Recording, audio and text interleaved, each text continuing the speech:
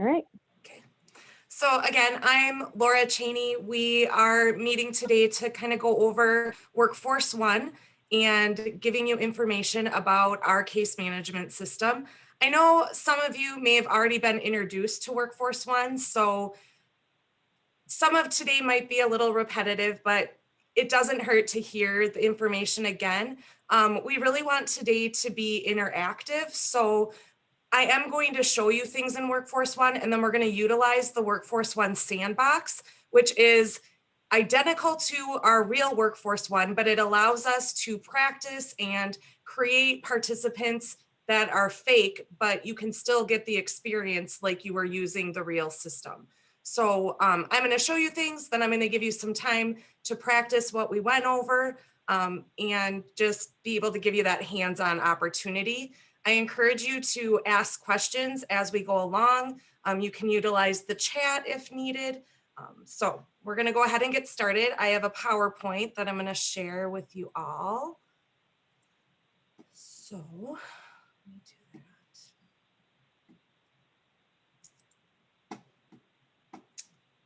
And okay, sorry. So you should be able to see the PowerPoint. Our objectives today are to review the required Workforce One data entry, give you some time to practice, and then know what to do when a student you might be working with applies for regular VR services. Laura, Yes. It's not showing the, your like slideshow. It's showing, you know, the first thing you see when you pull it up. Okay, hold on.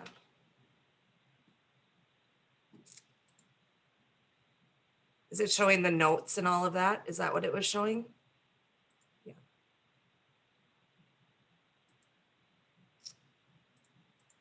Wasn't a big deal, but. I know.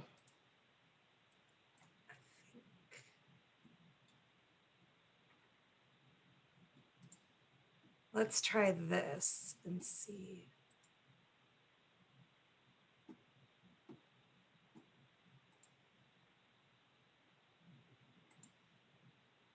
How about now? Yes? Okay. Yep. Okay. So our objectives. And then I'll let Alyssa kind of go over some of those initial pre-ets definitions of the population that you're going to be serving. Right. So the definition of a student for purposes of providing pre-employment transition services is listed here. And again, I know I've said to all of you that we're getting some recordings, trainings recorded for you, and we're going to go through all of this more in depth in those trainings. And we already have 4 recorded, so they should come out to you within the next few days. But I'm sure you've also heard this from your RAM and your team members too. But the definition of a student with a disability for pre-eds purposes, there's 3 parts to the definition. And the first part is that they need to have a disability. And we need to verify that there's a disability, although the verification or documentation of that disability is a lot less than what we need in our general VR program. So all you need is confirmation from a professional that the student has a disability. So it can be from the school, and it could be, that's most often where you would get it from. And we'll go through that a little bit more, how you get that definition again in that training. But it could be from, like, say, a social worker, or it could be from a medical professional, et cetera. So there's different ways you can get that verification. But that's the first piece, that the student has a disability. The second piece is age, that they need to be between the ages of 14 through age 21. And then the third is that they need to be in school, in an educational program that leads toward a recognized credential. So most typically, the credential that students are working towards is their high school diploma. But we're also able to provide pre-eds to students who are in a program where they're working on their GED, or it could be some other sort of post-secondary credential that they're working on too. So that's what's encompassed in the definition of a student with a disability.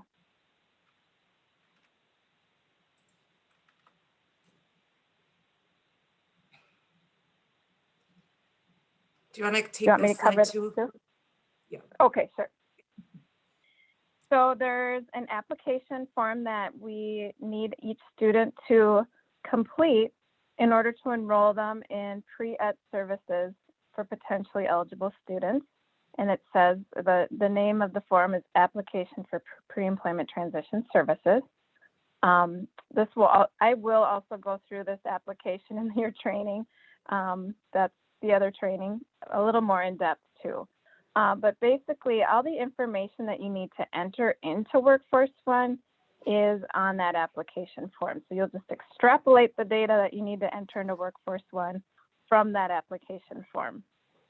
And I think here might be a good time, if you haven't seen the document, if you haven't viewed this application, we wanted to just take a couple of minutes right now and have you go out to SharePoint and find the application and take a peek. Really, this is how we're getting all of the information that we're going to use later on when we create the record. So I'm going to go ahead, and this is the application here. But if you went onto SharePoint, sorry, this is just being difficult. When you're in SharePoint, if you click on Forms, this is where you're going to get all of the forms that we have created for our program. So you'll notice here under there's this alphabet bar across the top, but based on what the name of the form is, that's how you kind of search for things. So the application for pre-employment transition services listed here. To actually open the form, you have to click on the form number. So you'll see when I kind of hover over the application, it doesn't really do anything. But when I hover over the application number and I click on it, then it's going to open it up. It opened it up there in a Word document for me. And you'll notice that a lot of times when you open some of our forms, you always get this little yellow bar across the top and it wants you to check out the document. You never need to check out a document. Just click the little X to the far right, and then it becomes a working document for you. So I'm just going to give you guys a few minutes, go out to SharePoint, find that application, and then just take a peek at the information that is required for the participant to complete.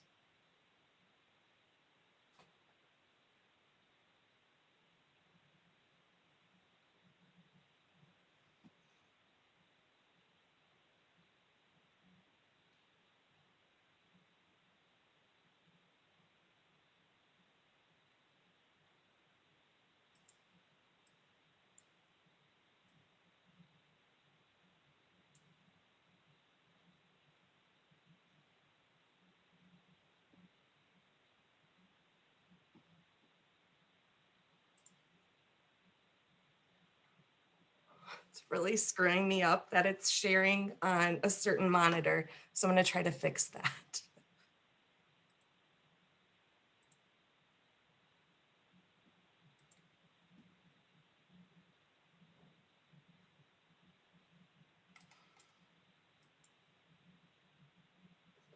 Can you still see the slideshow, Alyssa? Or do you see my notes? I see your notes.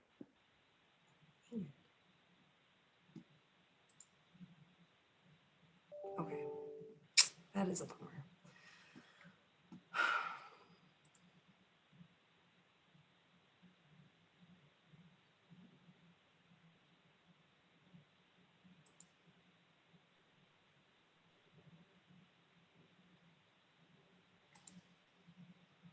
Okay. Now you should just see the slideshow again. Yep. Yep. Okay. I'll just have to deal with it. Okay. So I think you guys probably have all had enough time to kind of take a peek at that. So we'll keep moving along. So the next piece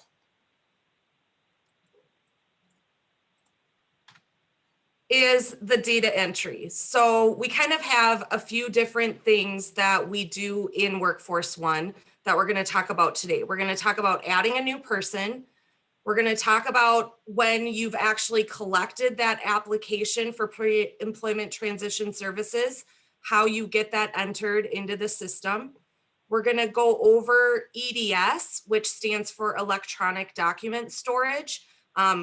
We are a paperless program once we receive the paperwork. So every piece of paper that we receive, we scan and we upload it into Workforce One. So we don't keep paper files. Everything is going to be housed within Workforce One. We're also going to talk about case notes and the different case note categories that you're going to utilize when you're documenting your interactions with participants. And then the last thing that we're going to talk about is consents to release or exchange information.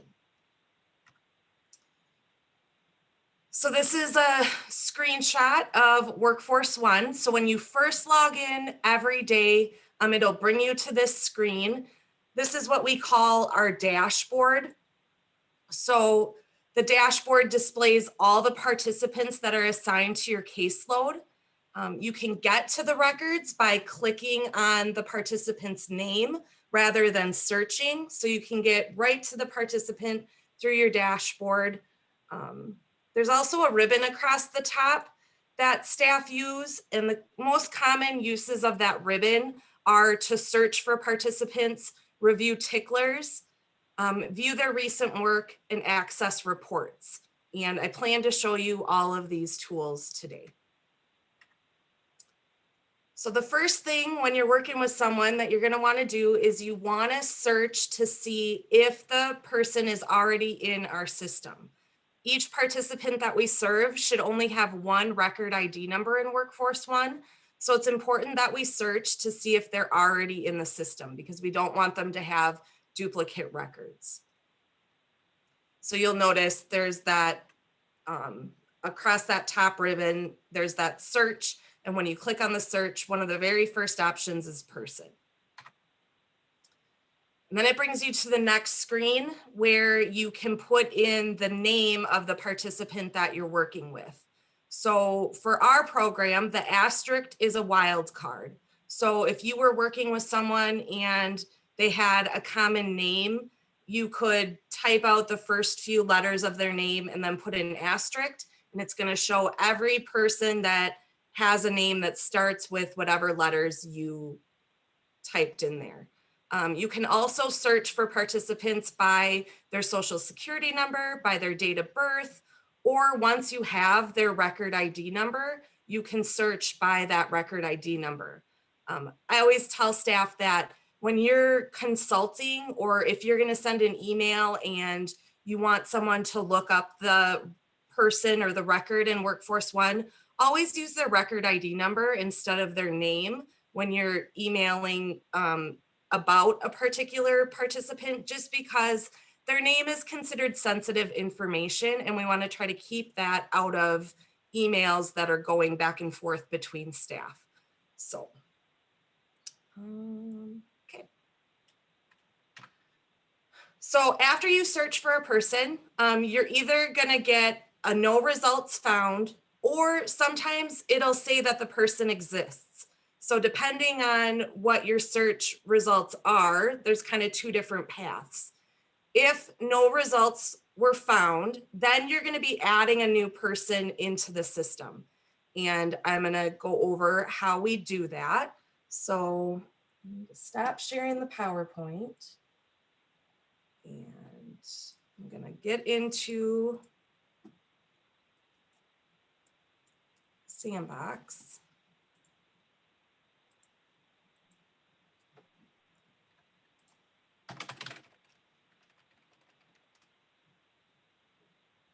Okay, so I logged in. Here's my dashboard. Here's that ribbon that I'm talking about. Hopefully the size is okay. I'll bump this up a little bit. So search person. And today the person I'm going to be working with is going to be Ricky Martin. So I'm going to search, and Martin's a pretty common name. So I'll put Martin, and then if I want to say Ricky, if I put RI and then an asterisk, it's going to pull up everybody that had the last name Martin, first name RI. So in this example, no results are found. So then I have the option to add a new person. So I click add new person, and you're going to notice it brings you to this screen, and you'll see that there's fields that have a red asterisk. Whenever there's a red asterisk, that means the field is required. Now, you're not going to be entering records or creating a person unless you've received that application for pre-employment transition services. So you'll also notice that one of the very first required fields is the social security number. We do ask for the social security number, but the participant is not required to give it to us. When we're working with participants that are receiving regular VR services, and if they're receiving social security and we provide services, we get reimbursement from the Social Security Administration for those services that we provide if the person becomes employed, things like that. So that's why we ask for the social security number. But again, the participants not required to give it to us. If they don't want to, we don't need that to be able to serve them. You'll notice also that there's this box that says social security number verified. Workforce One is used by lots of other programs. So you'll notice fields that sometimes we use and sometimes we don't. So that social security number verified, we never check that box. It's a field that's used by other programs. So then I'm just gonna kind of work through this. Now, when you're entering information, we always have to use the person's legal name. So they might prefer to go by a different name, but for purposes of our program, we always have to enter their legal name. So for example, Ricky Martin, his legal name is Enrique, and I'm gonna show you here for preferred first name, I can put in the name that he prefers to go by. So he prefers to be called Ricky, so I can enter that here. But for his first name, I need to put his legal first name. And then again, you're gonna notice fields that don't have the red asterisk. I always encourage staff, fill out as much as you know. We've collected that application for the pre-employment transition services. So a lot of that information is going to be there. So just go ahead and populate what you know. And the address. I always tell people with the address, type it out how you would want it to appear if you were going to send the person a letter. So we avoid all capital letters. We, have things capitalized and uncapitalized when needed. So how it would display if you were to send them a letter.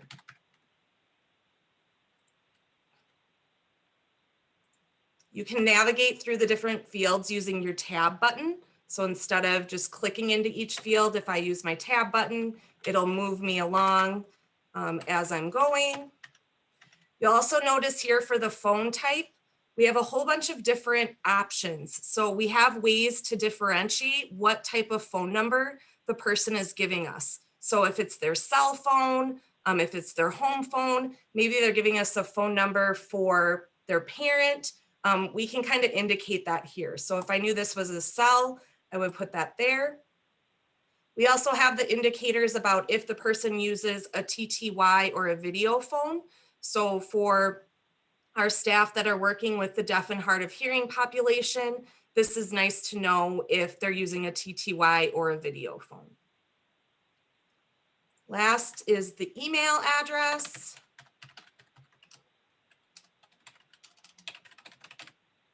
And then there's the email type. So it just lets you kind of differentiate, is this their personal email? Is this going to their parent, their guardian, someone else?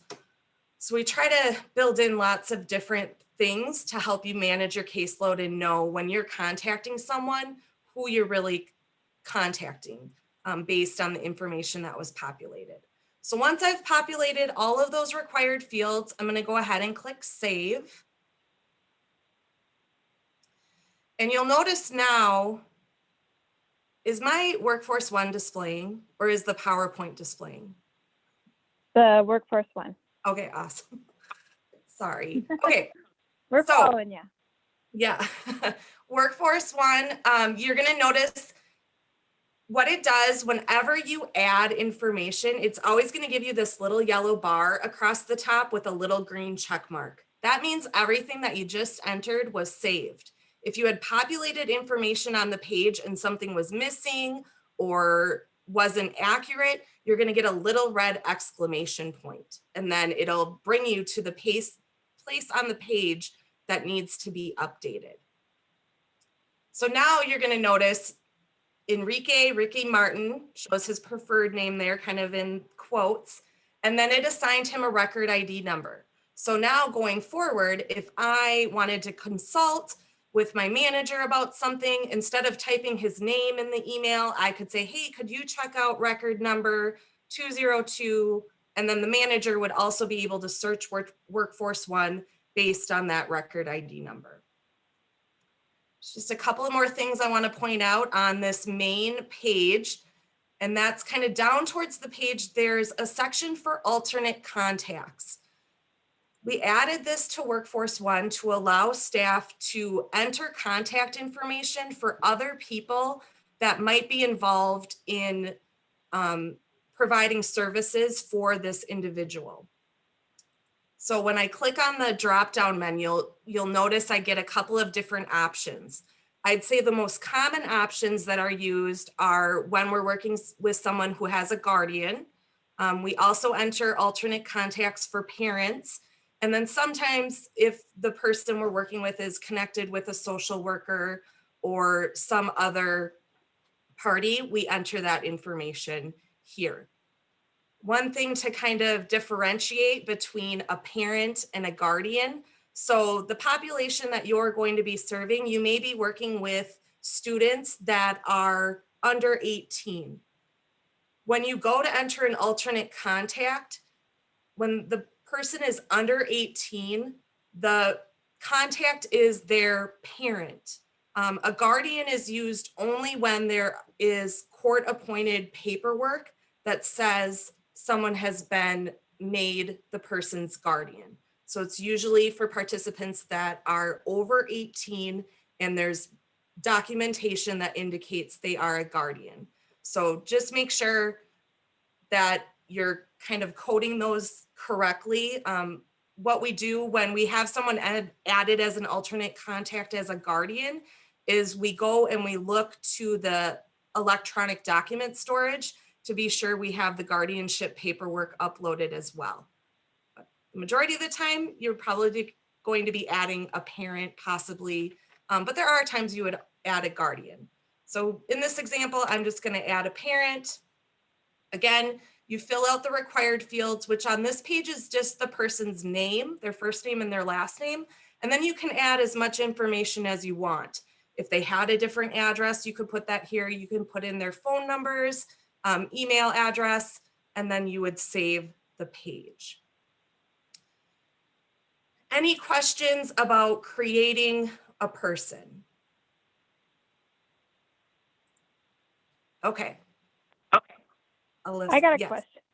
Mm-hmm. And maybe you'll get into this, but I think you're going to talk about releases of information that we can do in Workforce One. Yep. Sometimes, I think it'll be good to talk a little bit about how you could enter the person, even if you don't have the application or the all the verification, I should say, related to their disability, but you could add them as a person in order to do that release form. Maybe that's something to talk about later. Does that make sense? Are you able to do that without the full application? No. No, you do have to have the application. Okay. Mm-hmm. Forget I asked that, sorry.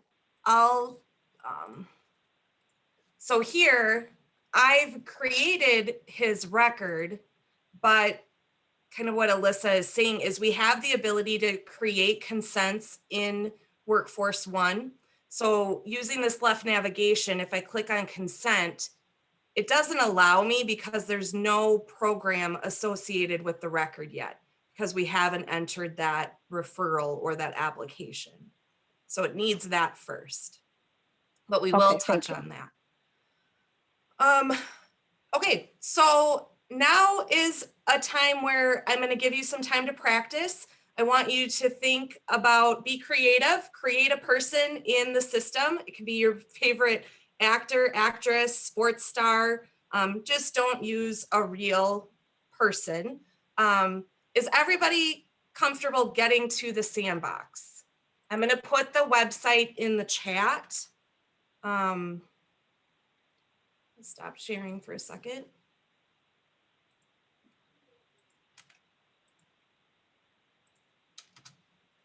So I just added to the chat the website, and then you're all set up in there, so you can click on that link and then you can log in.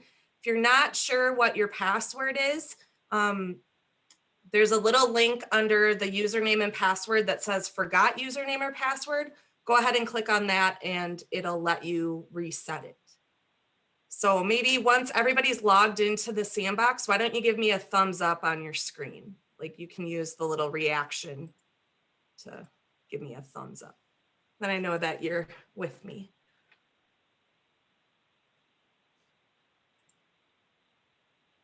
Okay. Kevin's there.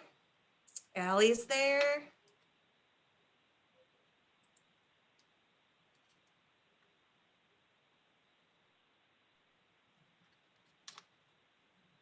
Leah's there.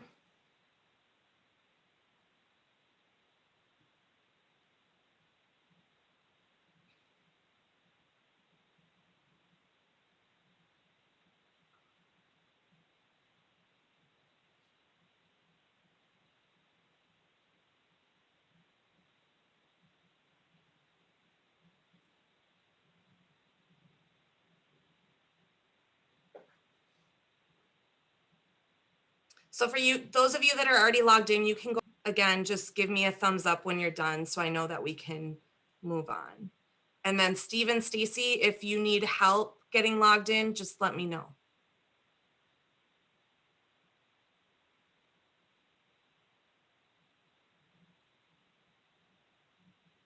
Stacy's good.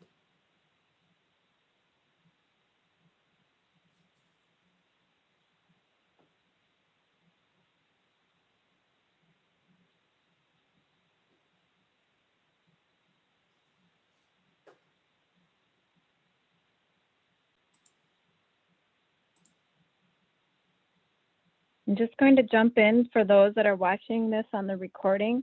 We are pausing the recording, so you'll want to pause while you're entering things into Workforce One right now, and then push play again once you've entered your fake person into Workforce One.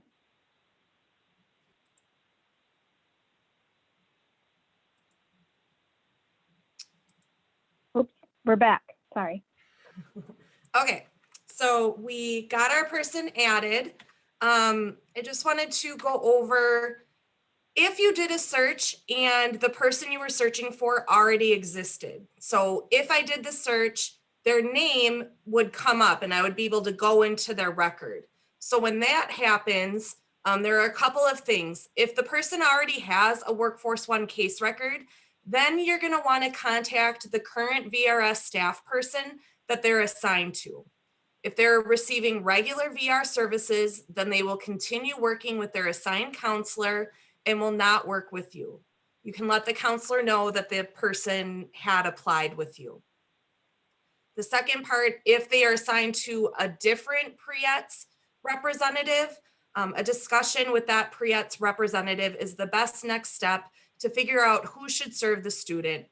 Perhaps they move to a new school, should you transfer the record, things like that. Okay. So the other thing I wanted to kind of go over is that left navigation. So I'm going to stop sharing the PowerPoint.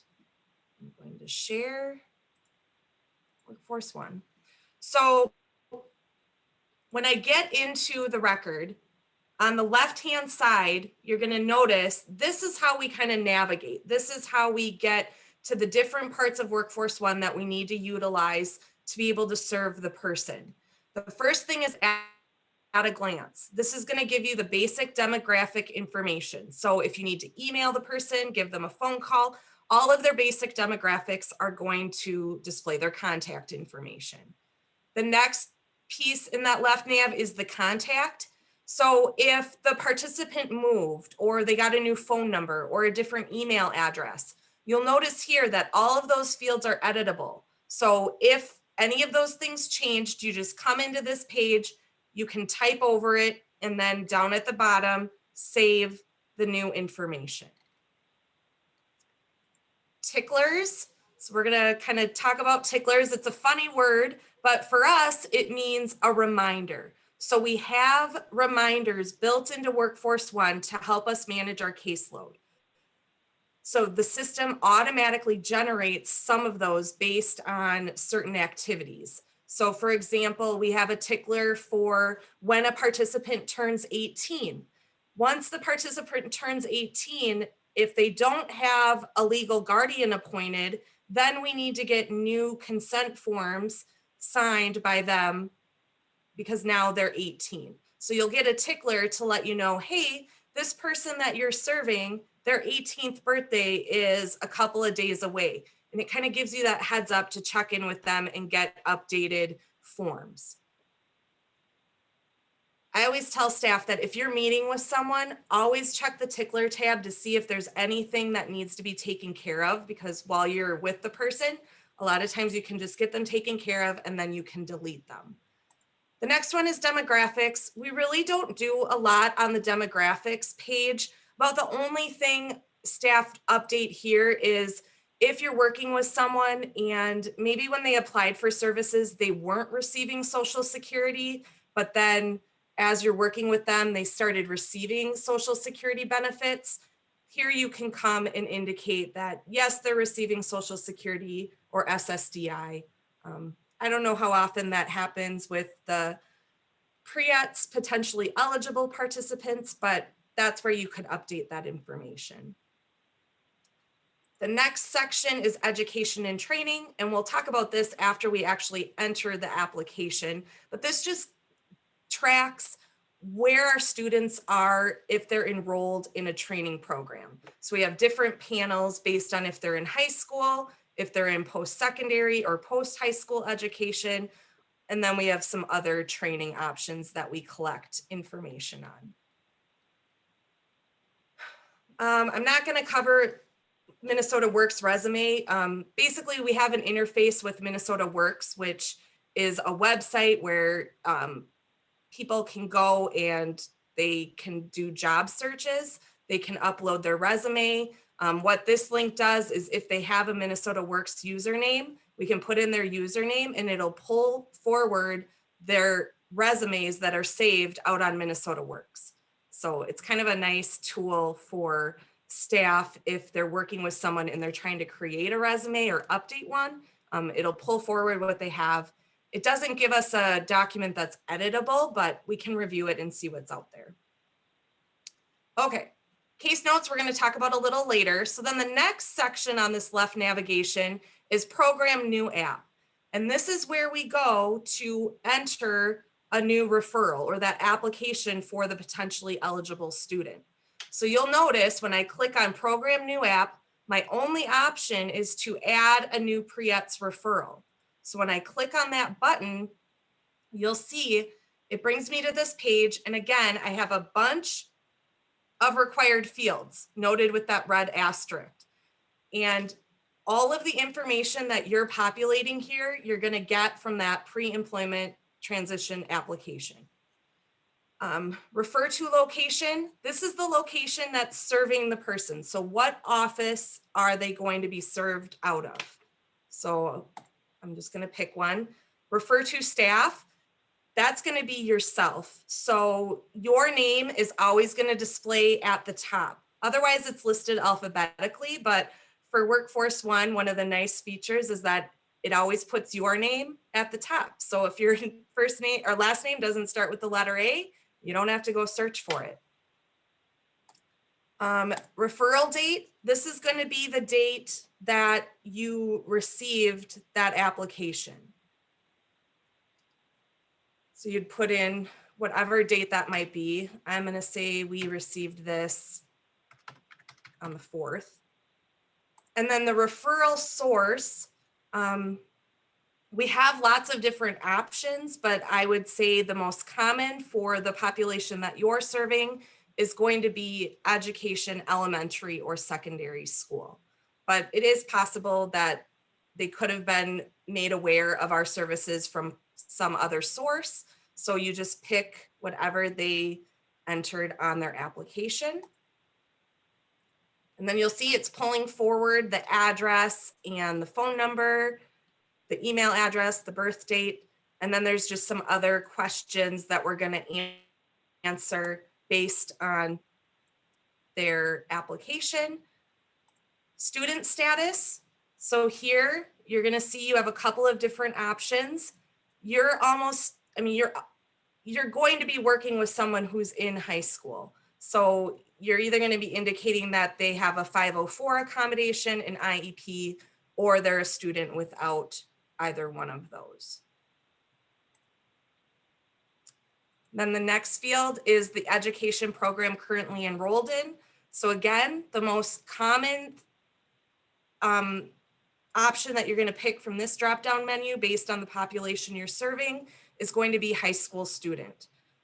Like Alyssa kind of indicated earlier, there might be situations where you're working with someone who's in a training program to obtain their GED, or you could be working with someone who's under the age of, 21, 22, but they're in post-secondary training, 22, and they're in post-secondary training. So then you would pick if they're in the career or technical training leading to a recognized credential, or if they were at post-secondary or graduate education.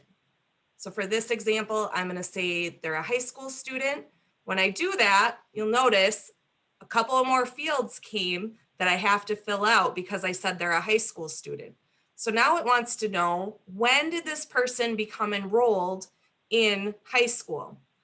We always say, we're going to go back to the first day of school for this academic term. So for a lot of students, usually that's the day after Labor Day. So I'm going to say September 8th, 2020. If you aren't sure, you can always put the date that you received the application as well. Either one is okay here. Then you're going to notice that you have to enter the school district. So you're going to see a whole bunch of options about school districts located throughout the state. So you just go ahead and pick the school district that fits for where that person is attending school. And I'm going to say this one. And then it gives you the text box where you actually type in the name of the high school. And then it wants to know a high school graduation status. For the majority of your students, they're going to be still attending. So you would select still attending from the drop-down box. And then it wants to know, what is their estimated graduation date? So when do you anticipate that they will be graduating from high school? So here you would put in, I'm going to say June 3rd, 2021. So now I've completed all of those required fields. And the last thing that displays on the page is a text box for case note. So if you wanted to enter a case note about maybe your initial meeting with the person for services, you could type that right here, and it's going to carry over into the case note section of Workforce One. Otherwise, I will show you the other way we can enter case notes, but we try to have a case note text box on every page that we thought staff might want to just enter a case note at the same time that they're entering information about the person. So now that I've entered all of those required fields, I'm going to click Save. Laura, there's a question too. I wonder if we want to answer it. And again, you'll notice that I got the yellow bar with the little green check mark letting me know that my referral was saved. Okay, I can't see what the question is. Is it in the, I can read it. okay. Stacy asked for referral date. Does it matter if it is signed and dated prior to the referral date? Like if we mail it out to them, they sign it and they mail it back. And I would say just enter the date you receive it. Yep, we always enter the date that we received the paperwork. We know that sometimes you might send out information to a participant, maybe it was a month ago, but they didn't get it to you right away. It's really more important for our regular VR services. We have certain time frames that we have to complete certain things, like after someone applies for services, we have to determine eligibility in a certain number of days. So the date stamp becomes really important because that's when our clock starts ticking. But we always tell staff, date stamp everything that you receive, and the date that you're entering for an application date or a referral date is going to be the date that you received the documents, even if it was signed previous. Any other questions about actually adding the referral or the application?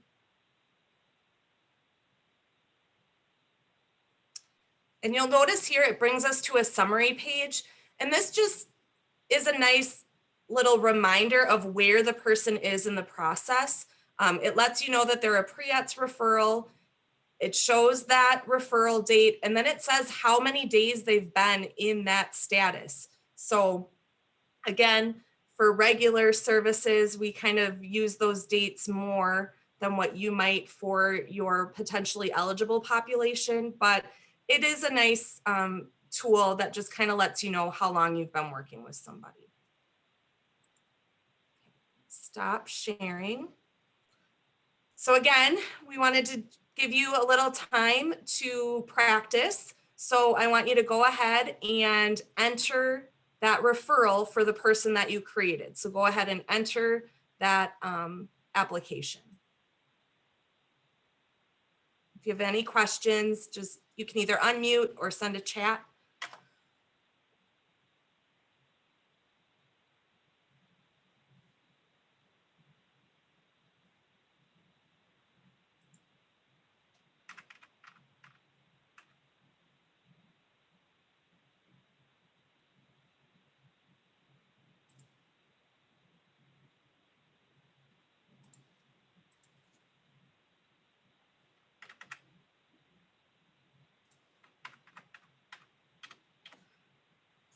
And then I just put up on I'm just sharing the screen that kind of gives you the reminders about some of those fields and what you should enter in there as far as dates or selections from the drop-down menu.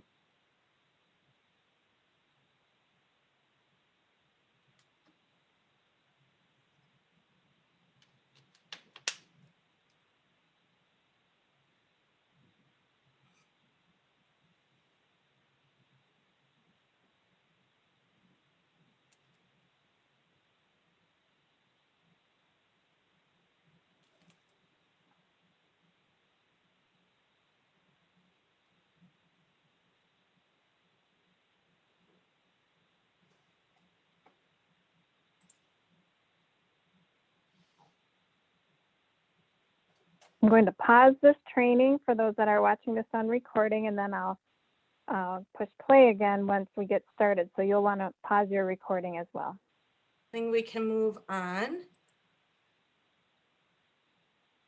So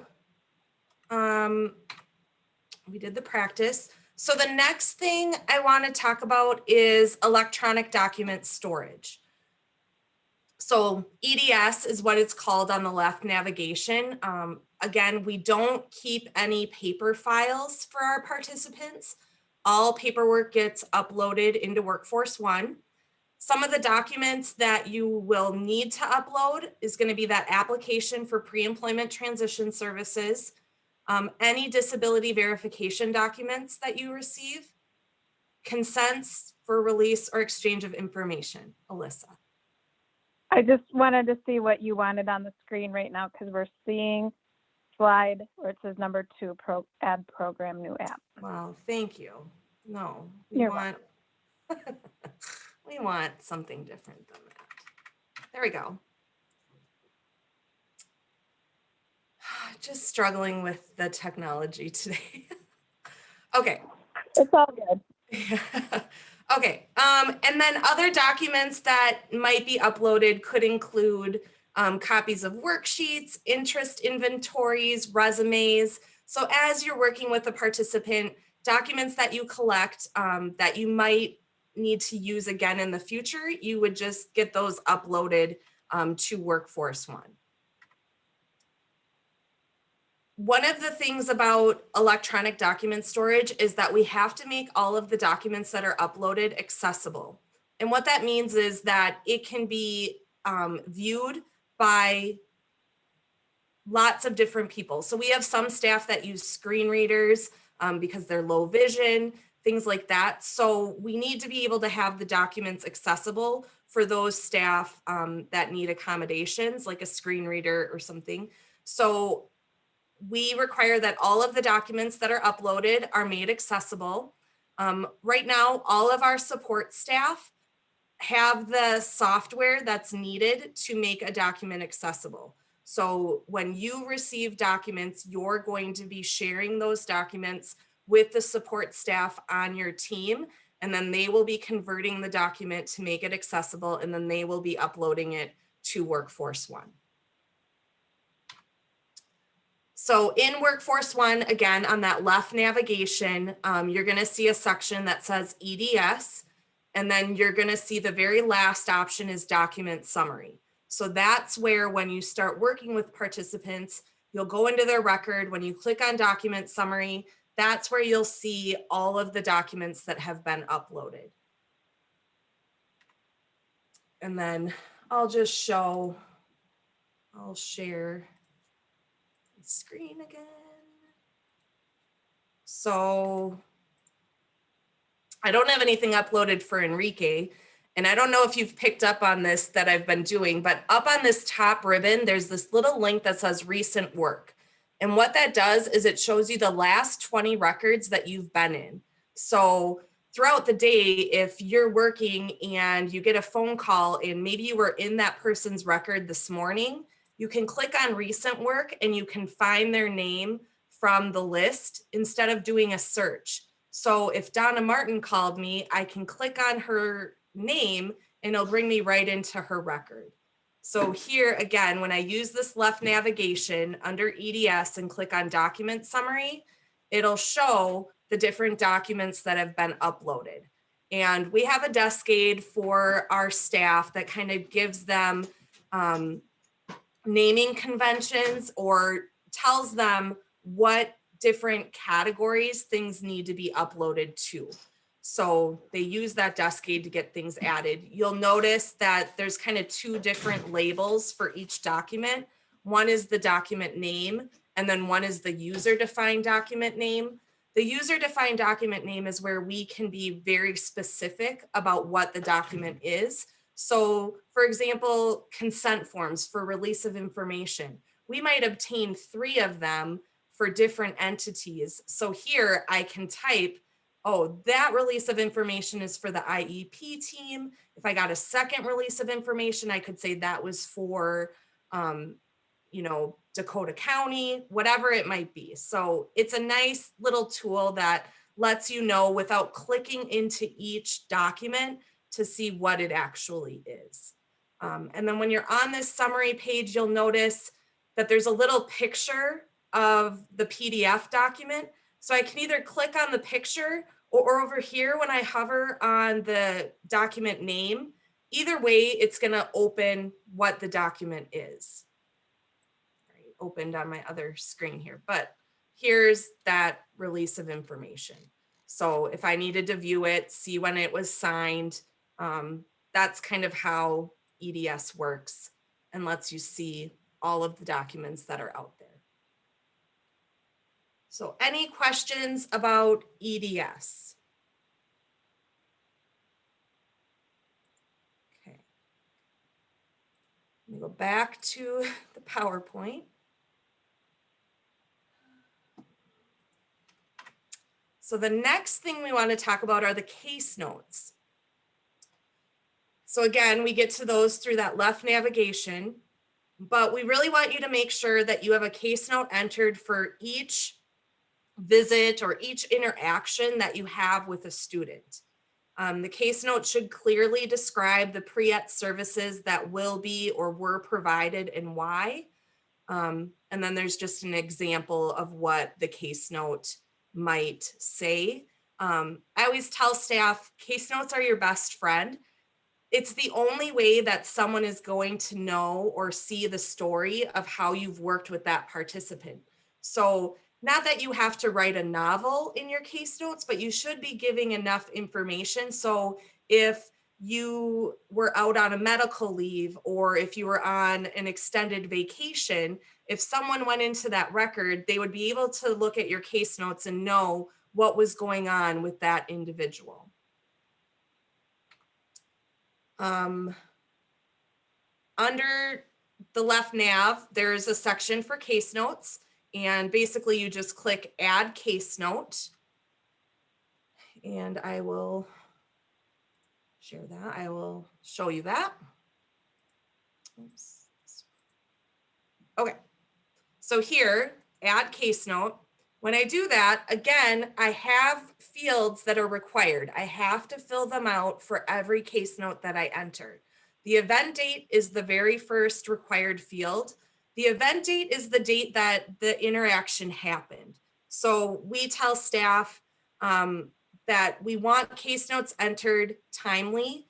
We'd like to get them entered within 24 hours of the activity or the contact, but no less than 3 business days. So try to make sure you're getting the case notes entered timely. So for example, if I did meet with someone or I had a phone conversation with someone yesterday and I'm case noting about it today, I would put yesterday's date as the event date. The next field is note viewable by. It defaults to all staff in the servicing agency, and that's where we want you to leave it. You won't have to ever change who can see the note. Know that in Workforce One, only staff that work for VRS are allowed to see case notes for VRS participants. There are other programs that use Workforce One, but they don't have the privileges to be able to view the case notes. So know that anything that you enter is only going to be viewable by staff that work for our agency. It'll always default to show that you're the staff associated with the case note. You do have the ability to change it to someone else. I'd say that's pretty rare. Usually you're entering a case note about something that you did. I think sometimes support staff might put in a case note for a counselor or a rehab rep, but again, I'd say 99% of the time, you're just gonna leave it at your name. We do have a couple of different templates in Workforce One. Again, for your work with the population that you're serving, it's unlikely that you would have to use any of these, but I think the one that you might use is the action plan. What's nice about the action plan is it's kind of a recap of the meeting that you had. It indicates what your meeting was about, who was there.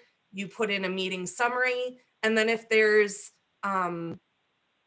things for the participant to do, you can type that out. I think this was really handy when staff were meeting with people in person. They could print this out and hand it to the participant, and then they would walk away with a document that the participant knew what they needed to do for next time. But that's one of the templates that's available for you. Then the next section is the case note categories. So we have a bunch of case note categories, and this is really just to help staff kind of know or organize what their case notes are about. But we do have certain case notes that when you select that category, you're saying that you provided that direct service to the participant. And that's how we report that service to RSA, which is our federal funder. So I'm going to show you a desk aid in a few minutes that will let you know which case notes are reportable and which ones are not. A lot of the case notes that you're going to enter, I would imagine, are going to fall within these pre-ETS case note categories. So when you're interacting with the participant, it's usually because you're arranging for or providing one of the 5 pre-ETS services listed here.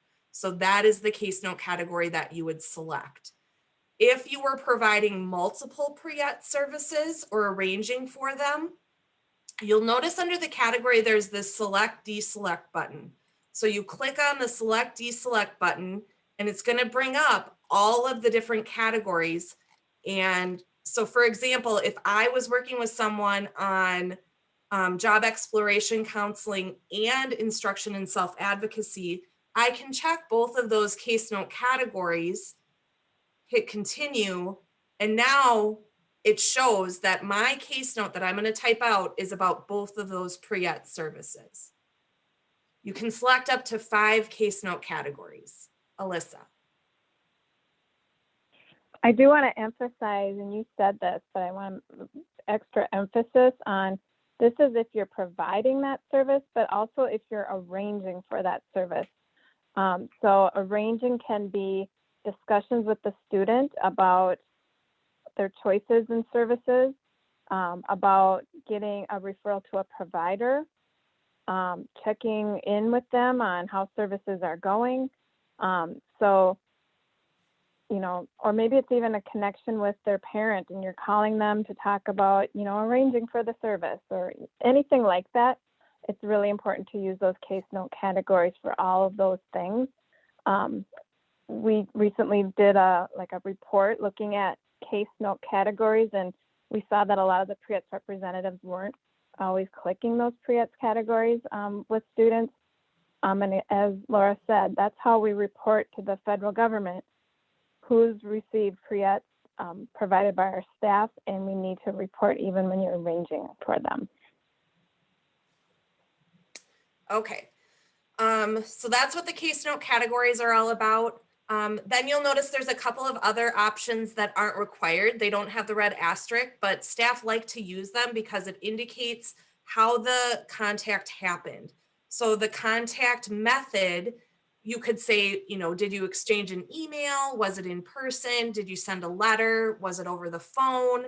Did you send them a text? Was it a video chat? Things like that. So again, it's not a required field, but I think a lot of staff like to use that to kind of indicate, oh yeah, I sent an email or we had a phone call on that day. Contact type, again, this is a field that's used by other programs that use Workforce One. We don't require our staff to use this, but you can if you want to. The status is always going to default to open. Our case notes automatically close after 30 days. So once you enter a case note, after 30 days, the system will automatically close them. I always tell staff, keep your case notes open. The system will automatically close them. The reason I say to keep them open is if I enter a case note today, and let's say tomorrow I realized I forgot to put something in that case note and I want to update it, when the case note is open, I can go back and add to that original case note. Once a case note is closed, I can't edit the case note. And then the last piece here is the subject line. I always tell staff, enter a subject. So what is your case note about? If you don't enter a subject, what Workforce One does when it displays the case notes is it pulls the first line from your actual case note that you're typing. So if you sent an email to arrange a job shadow, maybe that's what you would put in your subject, and then you would put the content of your case note in the actual note section and then save. But then when I'm going back and looking at all the case notes, some of the records that we work with have pages and pages of case notes. So it's just a quick way without clicking into each case note to know what it's actually about. And then you just type, your case note, and then you come down here and you click save. Alyssa. So I just want to make sure I answered Kevin's question, because he said, then do we specify in notes if we are arranging with a provider? And I answered yes, that your case note will explain exactly then what that encounter was all about. Did that answer that for you, Kevin, or was there more?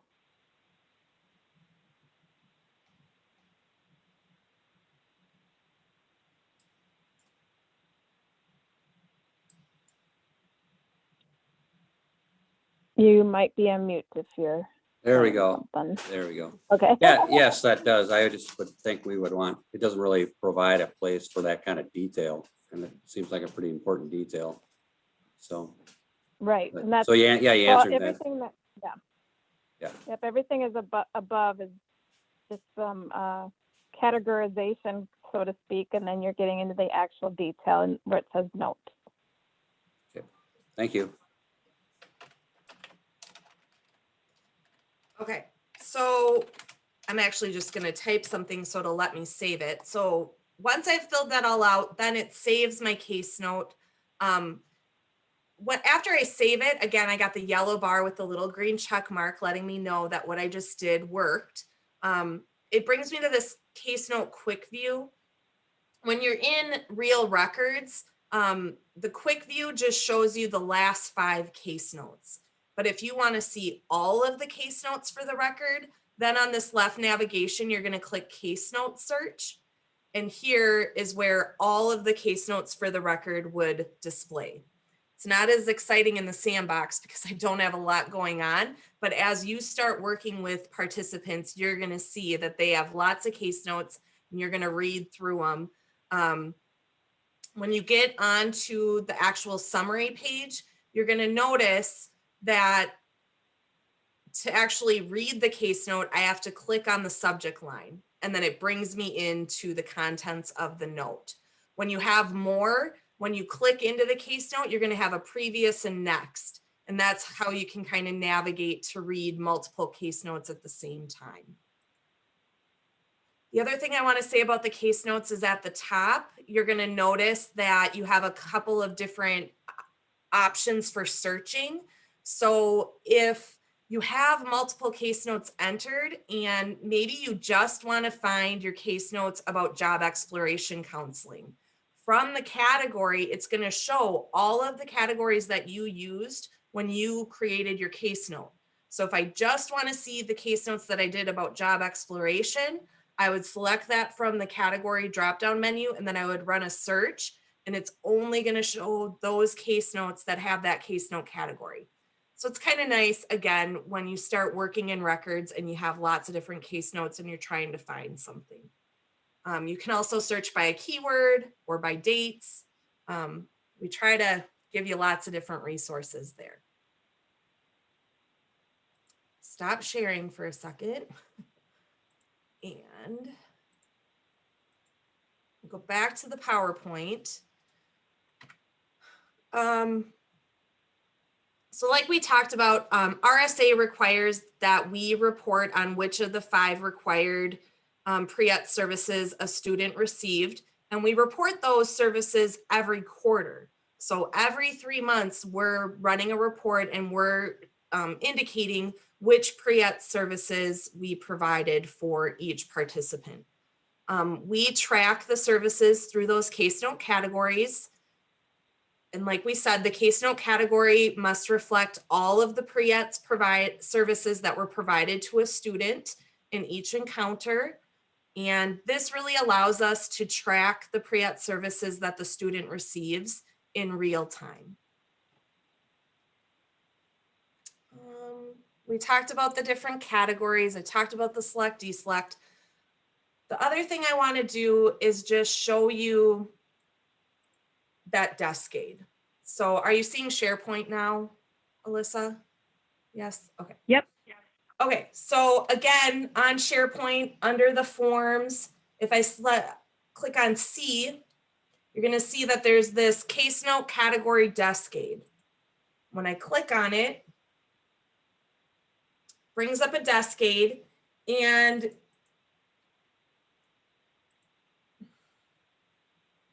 what it does is it shows you all of the different case note categories that are available to you in Workforce One. The ones that are highlighted in green are the ones that we report to RSA, and the ones that we're saying we VRS staff directly provided this service to the participant. We try to give you a little description of when you might use each case note category. So just something to be mindful of. We really need staff to be intentional about the case note categories that they're selecting. So just remember that if you select a case note category that's in green, you're saying that you or VRS staff directly provided that service to the person. So it's a nice little desk aid. You're going to want to make sure you know how to find it and reference, you know, especially it's just, there's no way we could remember which ones are reportable, which ones aren't, and then remembering, ooh, what should I use that case note category for? This desk aid really is meant to kind of walk you through that and be a resource for all of that. Okay. Any questions about case notes? Okay, I'm going to give you just a minute or two. I want you to just go ahead in your record that you've created today and create a case note.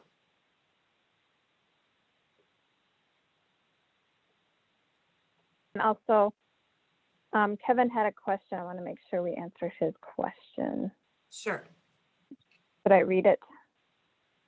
If on that case note category desk aid, if it's green, then either we provided it directly or a provider did it. That's his question. Yep. So we're going to talk about in future trainings, there are some services that we pay for through a community partner.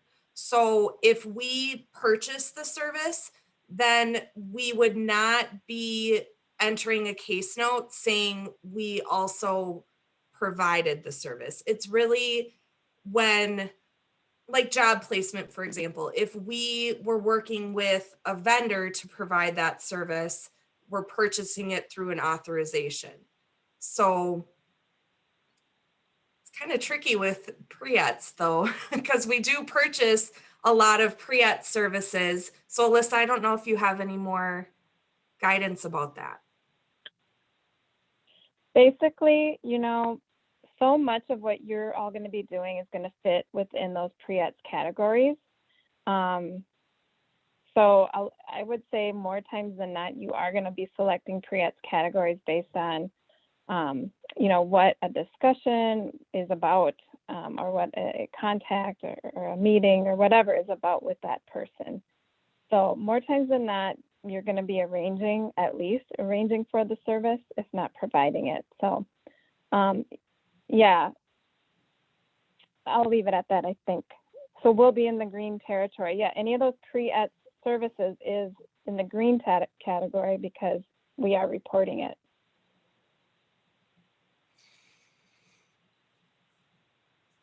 Okay.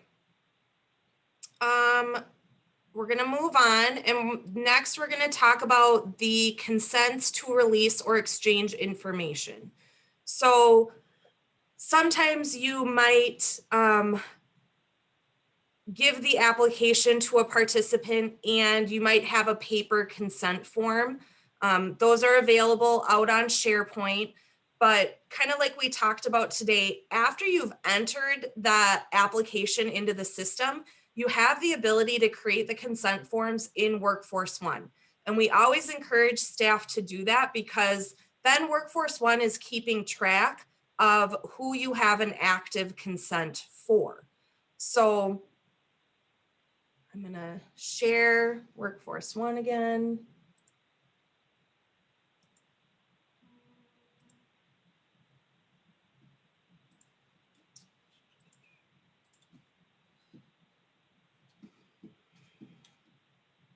Come on.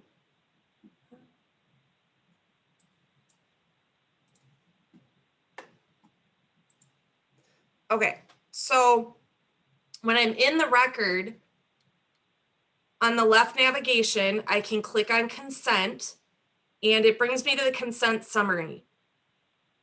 You'll notice that there's a button that says add new consent. So if I had received the application from the participant and I needed to get a consent form because I want to talk to the high school, I'm going to click add new consent, and then you're going to see that there's different consent types. So we have a bunch of different consents built into Workforce One. For this example, for the high school, those are housed under the VRS general consents. So when I select VRS general consent from the dropdown and I click next, you're going to see that it brings me to this consent add page. The first required field is the date that the consent was received. So this is going to be after the person signed it, when did we get it back? That becomes the approval date for the consent form. And then you're going to notice that there's a drop down, and here is where I can put all the different types of consents I might need for an individual. So for this example, if I needed information from the high school, I would select IEP teams / high school staff. You'll notice there's also one for county services, post-secondary institutions, a specific entity. When you select that, then you're typing in the name of the person. So for example, if you are working with a student who was 19 years old and they're their own guardian, but you want to be able to talk to their parents, then you would type in the name of the parent here. And then that allows you to exchange information with the parent. It only allows the text box when you select specific entity. Otherwise, if I select IEP teams high school staff, that's what's going to display on the consent form. And then you'll notice that you have a bunch of boxes that you have to check. And this is really what type of information are you going to be exchanging with that entity. So we don't check every single box on every single release. So it's really what information do you need to be able to have the conversation with the other party. So with the high school, maybe I need to give the high school their address, their birthday, their name, their phone number, and I want to look at some school records, their IEP or grade transcripts. And then you're going to see down at the bottom the reason why you're releasing or disclosing. So then you're going to check, why am I completing this consent form? What are we trying to accomplish? Maybe it's to check on their progress, coordinate services, see what services they might need. Once you've filled in all of those check boxes, then you're going to notice at the bottom you have a couple of options. You have save as pending or save as pending in print. Usually you're going to save as pending in print because you need the person to sign the form so it can become active. So you would save as pending in print, and then because we're working remotely, you probably aren't meeting these individuals in person. So you're going to need to either mail it to them or email them the consent form. So you have a couple of different options here. There's this button that says Open PDF. When I click Open PDF, it brings me right to Adobe. And from here, I can either print the form or I could do a file, save as, and I could save it to my computer so I could then email it to the individual. Otherwise, your other option, Open PDF is the easiest. Otherwise, you have this little disk. When you click on the disk, you have an option to export it to a PDF. Does the exact same thing as the Open PDF button. So now that I've printed it or saved it so I can email it to the person, then I need to come back and I need to put in the receive date. So this is the date that we received the document. So for purposes of this example, I'm going to say February 11th. And now you're going to see down at the bottom, I have the button to activate the consent. I didn't have that until after I saved it as pending, because the system knows You can't have an active consent if you haven't sent it to the person to get a signature. So now I save and activate. And now when I come to the consent summary, it displays, it shows that I have an active consent as of February 11th for the IEP teams.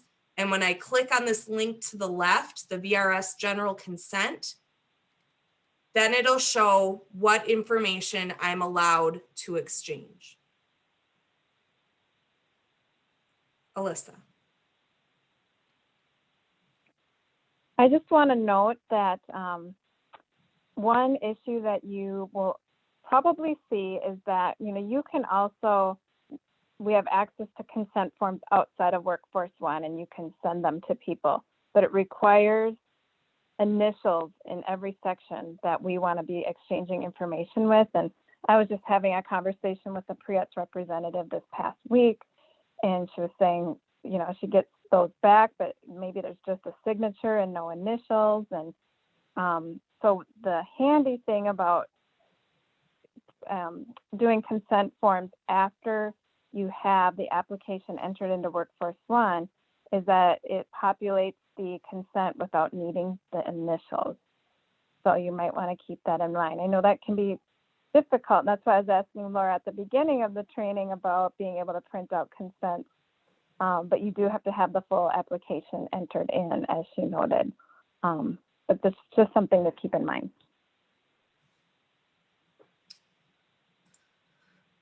So any questions about the consent forms?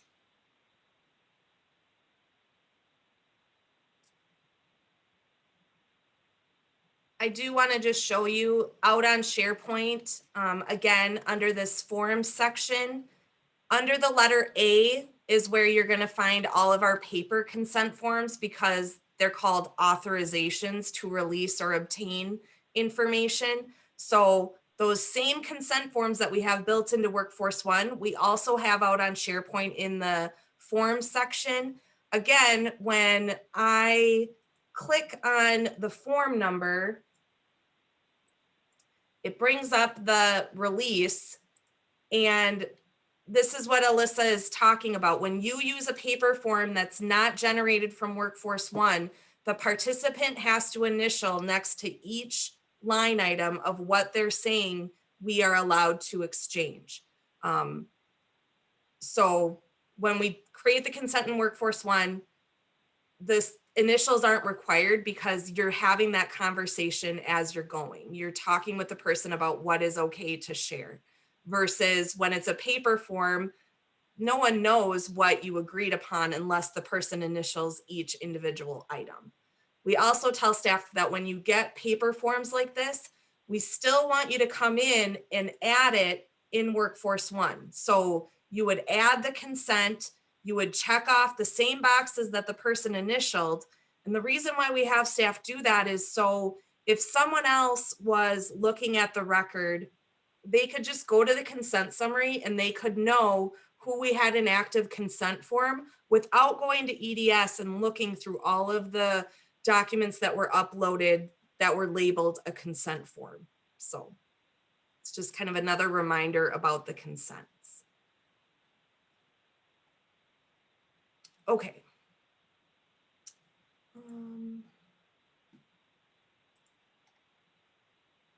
I think I'll give you, let's take just a couple of minutes, go ahead and practice, create a consent form for the record that you're working on. And we'll come back in a few minutes, and then we have a few more things to talk about. And for those that are watching this on the recording, pause your recording, and then when you are done, then press play. Okay, we're gonna keep moving. Awesome, thank you for that thumbs up. Okay. Alyssa, yes? Well, I was just gonna mention that Christine had a handy tip in our chat here. She said on the paper copies, she highlights the lines she would like them to initial and then highlight please initial on the instructions too, which definitely is a good idea. Yes, for sure. Okay, so we've kind of gone through the basics of Workforce One, creating a person, entering that application, utilizing the case notes, looking for documents that are going to be added to the document storage, and then the consent forms. So now we're going to kind of transition into a couple of other things that might happen as you're working with a participant. And one of those is when a student that you're working with applies for regular VR services. So Alyssa, do you want to talk a little bit more about that? Yes, and we will be talking a lot more about this, but we definitely want students that are working with you to understand that they do have the opportunity to receive more, we say intensive services, more services if those extra supports are needed. And so they can apply for our general VR program, which the counselors would then take the case from there if the student does apply and they are determined eligible for that program. And so you'll be working real closely with your counselors that are assigned to the schools that you serve to work on the process for those students to be able to apply. But there's another application that needs to be completed. And so the counselor would take care of all those pieces. And, I won't get into all the details about, gosh, how do you know when and, all of that, because that's a part of other training that we'll cover. So I don't know, is that pretty good for now, Laura? I think so. Yeah. So like we've said, you're going to get more information about those particular situations. As far as Workforce One is concerned, you'll just want to know that in those situations, you would be consulting with your RAM and the counselor. If the student applies for regular VR services, basically in Workforce One, what we're doing is we're adding the counselor's name as the primary staff. And then you would become a secondary staff person assigned to the record. If the student is determined eligible, you could be removed from the case once you and the counselor agree. But you'll be getting a lot more information about that going forward. So then the other thing that we wanted to just touch on is exiting a student. So we've shown you how to create the person. So exiting them, we are having ongoing conversations right now about what that process is going to look like. So more information will be shared with you about the process for exiting a record going forward. So for right now, you don't really need to worry about exiting. And again, you'll get more information about that. Okay, Workforce One basics. So I just want to cover a few more things in Workforce One that you're going to find helpful. The ticklers, the recent work, and then some reports. So I'm going to stop sharing and I'm going to go back to Workforce One. So again, this left navigation is kind of when you're in the person's record, how you navigate. So we've hit on all of these today. The general section, case notes, the cases. One thing I didn't mention was the case assignment. So under the cases, if you were to click on case assignment, this is where you would see your name for the records that you are assigned to. The support staff in each local office have the ability to add themselves to records. And some support staff do that just because there's certain individuals that they're working with that maybe they're in that record a lot. And instead of searching, they just want them displayed on their dashboard, things like that. So they can assign themselves as a support staff. We have some secondary staff that can be added, and then we have placement staff. So the case assignment just lets you know who's assigned and working on each record. We've talked about EDS, authorizations. Those are going to be covered in a future training. So we will have some purchasing training for you, and we will cover all of the information you need to know about authorizations. Authorizations is how we purchase services from our community providers. We talked about the consent forms, and then the last piece on that left navigation is an audit. Basically what it does is it just shows you if any changes were made to the contact information. So if someone moved or changed their email or their phone number, it'll display all of the changes here. So then if you ever want to just get out of a record and go back to the main screen, you have two options. You can either click home, or you can always click on this Workforce One banner and it'll bring you to the home page. From here, like I said, what I see you using the most is the person search. This is how you're going to be able to look for other participants that you're serving. Under My Tasks, this is where you see your ticklers. So I always encourage staff to check out their ticklers at least once a day. There's two options. You can go up here and look at your tickler search. So if I go My Tasks, tickler search, it'll show all of the ticklers that are assigned to me. And usually what they are is just system generated, but ticklers can also be used for staff to communicate with each other. So instead of sending emails, you could send a tickler to another staff person on your team about a task that needed to be completed. Once the task is complete, they don't go away on their own. So like the system generated tasks, maybe you completed that, maybe it'll like let you know if someone's been in employment for 90 days. It's a bad example because you guys aren't going to necessarily do that work, but sometimes there's a task that you would complete. The system doesn't make it go away. So the only way you can get a tickler to go away is by deleting it. So you have the option to delete on the right, or if there were multiple ticklers that you wanted to go away on the left, you would just put a little checkbox, and down at the bottom, delete selected. Gives you the little pop-up. Are you sure you want to do that? Yeah, go ahead. And then it gives you that little green check mark letting you know that the ticklers were deleted.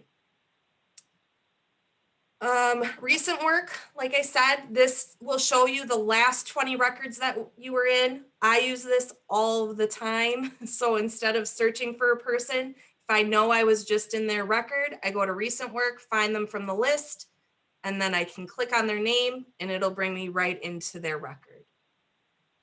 And then the last thing that I think you're going to use are reports. So we do have different reports built into the system to help you manage your caseload. We have one that's called a caseload detail report. What that does is lets you know everybody that's on your caseload. So when I click caseload detail report, you'll notice that it gives you a couple of different options for running the report.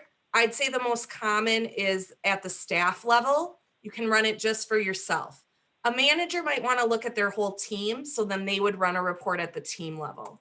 So if I say staff level, next, and then here for the staff, from the drop-down menu, I'll select my name.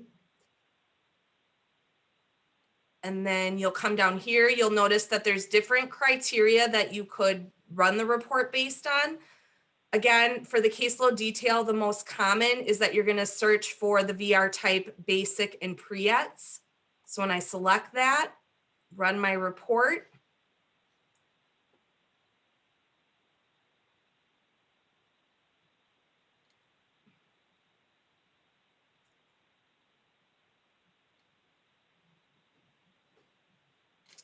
And then here it is. It tells me all of the different people that I'm working with, what activity status they're in. It gives me their name, their record ID, when they applied for services, how many days they've been in a certain status. It'll let me know if they're pre-ETs, so yes or no. It'll let me know their age. So this is a really nice report that you could run to just know who is assigned to you, who are you working with. And then the other one, I won't run it, but the other one that I think might be helpful for you is out here in reports, and it's this high school students detail. So again, it kind of displays the same information that's on your caseload detail report, but the high school one will also show the name of the high school that they're attending. So can kind of group like, oh, I'm going to be visiting with such and such high school. These are the people that I have that attend that school.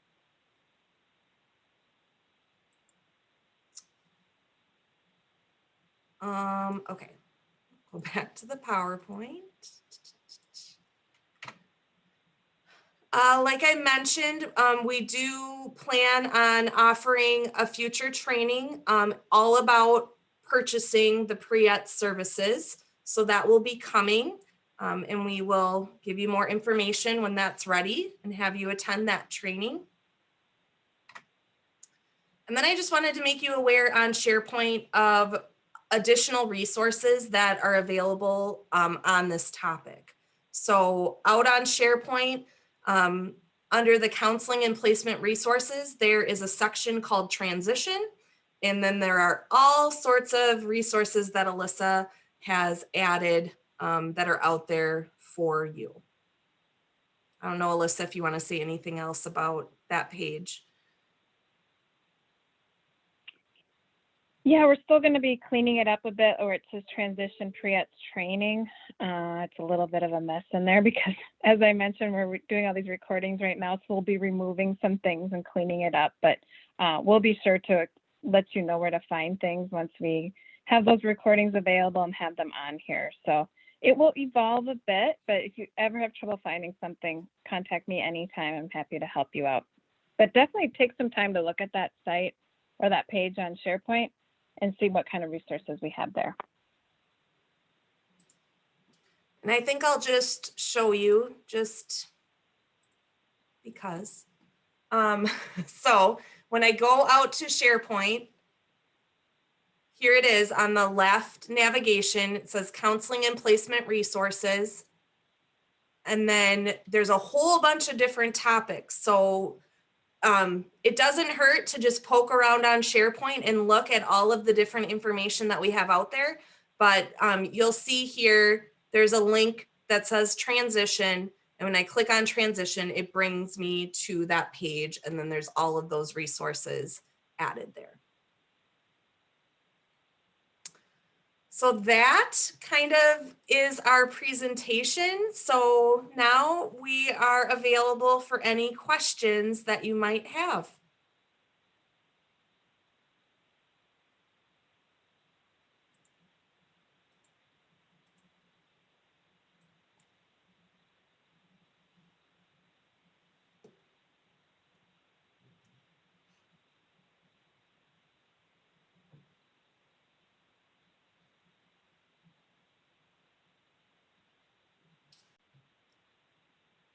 All right, that concludes our training for today. Reach out to Laura Cheney or myself if there's anything related to pre-ETs. We're happy to be able to help you. Thank you.